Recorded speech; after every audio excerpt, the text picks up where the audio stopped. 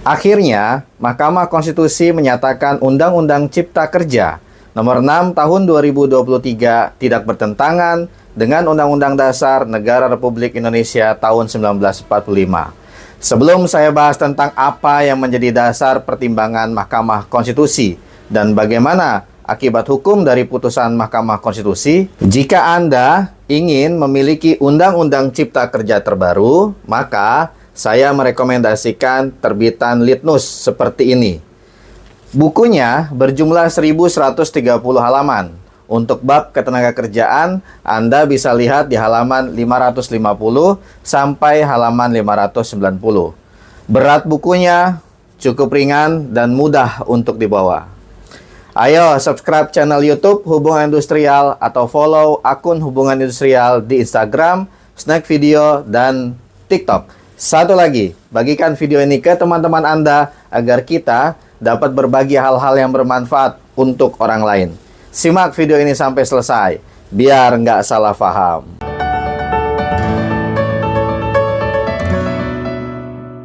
Senin 2 Oktober 2023, Mahkamah Konstitusi dalam putusan nomor 54/PUU-21 Romawi 2023 menyatakan pembentukan Undang-Undang Nomor 6 Tahun 2023 tentang penetapan Peraturan Pemerintah Pengganti Undang-Undang Nomor 2 Tahun 2022 tentang Cipta Kerja tidak bertentangan dengan pembentukan peraturan perundang-undangan. MK dalam putusannya tersebut, menurut saya didasarkan pada 3 hal pokok yang menjadi dasar dalam menolak permohonan uji formil yang diajukan oleh beberapa kelompok masyarakat sipil, perorangan buruh, dan pimpinan organisasi buruh. Pertama, persetujuan DPR terhadap Perpu Nomor 2 Tahun 2022 telah sesuai dengan ketentuan perundang-undangan.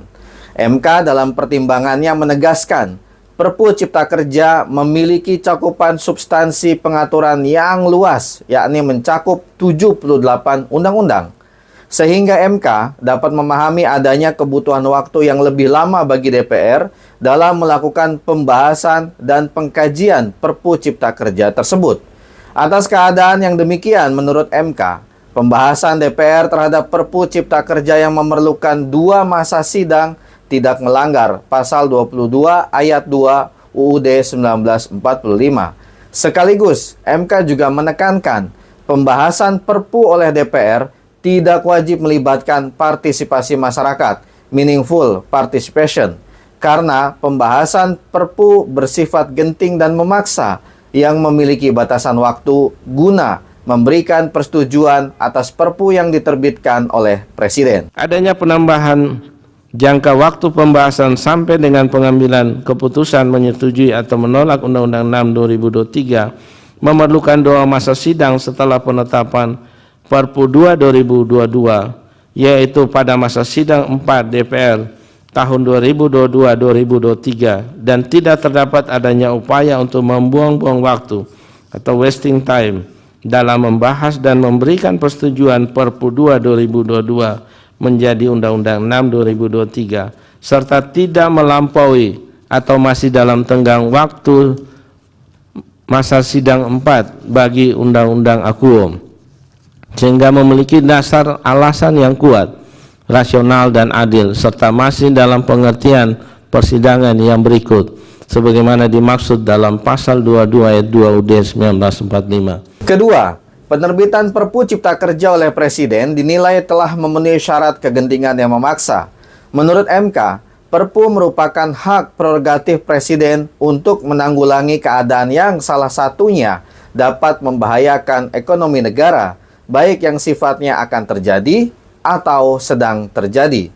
Walau hak Presiden, tetapi Perpu membutuhkan persetujuan DPR sebagai lembaga negara yang berwenang mengawasi dan menilai Perpu sebelum disetujui menjadi undang-undang. Adapun Mahkamah hendak menilai kuat non proses terbitnya Perpu Akuo telah memenuhi syarat kegentingan yang maksa, Undang-Undang Nomor 11 2020 telah diperbaiki dan diganti dengan Perpu 2 2022. Fide konsideran menimbang huruf F Perpu 2 2022. Hal tersebut sejalan dengan asas lex posterior derogat legi priori. Terlebih, membuat atau merevisi Undang-Undang 11 2020 secara prosedur biasa memerlukan waktu yang cukup lama, sedangkan keadaan yang mendesak tersebut perlu kepastian untuk diselesaikan. Ketiga, pengundangan Undang-Undang Nomor 6 Tahun 2023 tidaklah melanggar putusan MK Nomor 91 Tahun 2020. Sebagaimana kita telah ketahui bersama, MK dalam putusannya nomor 91 tahun 2020 tanggal 25 November 2021 telah menyatakan Undang-Undang Cipta Kerja nomor 11 tahun 2020 inkonstitusional bersyarat dan memerintahkan kepada pembentuk undang-undang, pemerintah bersama DPR tentunya, untuk memperbaiki pembentukan undang-undang tersebut paling lama 2 tahun. Kemudian, pemerintah pada akhir Desember 2022 menerbitkan Perpu Cipta Kerja nomor 2 tahun 2022 dan meminta kepada DPR untuk memberikan persetujuan terhadap Perpu tersebut agar disahkan menjadi undang-undang. Dalam rapat paripurna pada tanggal 21 Maret 2023, DPR menyetujui Perpu Cipta Kerja menjadi undang-undang, sehingga perbaikan terhadap Undang-Undang Cipta Kerja yang menjadi perintah MK dengan cara melalui Perpu dan disetujui oleh DPR menurut Mahkamah Konstitusi telah sesuai dengan putusan MK nomor 91 tahun 2020. Oleh karenanya, Mahkamah menilai penetapan Perpu 2 2022 AKUO merupakan pilihan kebijakan hukum Presiden, Presidential Leadership Legal Policy yang sesuai dengan konstitusi dan merupakan satu kesatuan rangkaian dari upaya pembentuk undang-undang dalam melakukan revisi terhadap Undang-Undang 11 2020 yang pada akhirnya berujung pada diundangkannya Undang-Undang 6 2023 sebagai hasil akhir perubahan terhadap Undang-Undang 11 2020 sebagaimana diamanatkan dalam putusan Mahkamah Konstitusi nomor 91 2020. Dengan demikian, maka Undang-Undang Cipta Kerja nomor 6 tahun 2023 menjadi dasar hukum yang konstitusional bagi 78 undang-undang yang diubahnya, termasuk undang-undang terkait ketenagakerjaan. Di akhir pertimbangannya, MK juga memberi masukan kepada DPR untuk menyempurnakan asas keterbukaan dalam proses pembentukan peraturan perundang-undangan.